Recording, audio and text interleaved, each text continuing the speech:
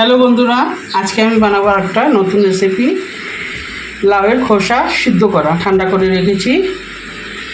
তার জন্য লাগবে কাঁচা লঙ্কা, নুন, কালো জিরে আর রসুনের কোয়া। এটা দিয়ে বানাবো হলো কালো জিরা আর লাউয়ের খোসা দিয়ে একটা বাটা। দেখুন আপনারা, প্যানটা গরম বসিয়েছি, তার মধ্যে দিয়ে দেবো কালো জিরা। কালো জিরাটা একটু গরম করে দেবো, রোস্ট করে নেবো। একটু হয়ে গেছে। এখন লাউ সিদ্ধ করা খোসাটা মিক্সচারে দিয়ে দেবো, গ্রাইন্ড করে নেবো। দিয়ে দেবো কাঁচা রসুন,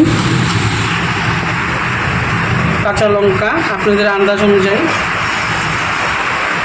কালো জিরে আছে। এটা এখন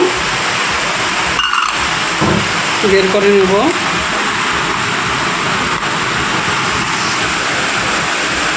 নুনটা আগে দিইনি, ভুলে গেছিলাম আমি, আপনারা একসঙ্গে দিয়ে দেবেন।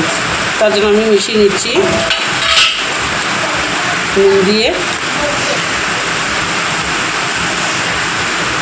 হয়ে গেছে আমাদের সিদ্ধ লাউয়ের খোসা দিয়ে আর কালো জিরে দিয়ে একটা চাটনির মতন বাটা। একটু কাঁচা তেল দিয়ে দেবেন, সামান্য একটু কাঁচা তেল দিয়ে নাড়িয়ে হয়ে গেছে।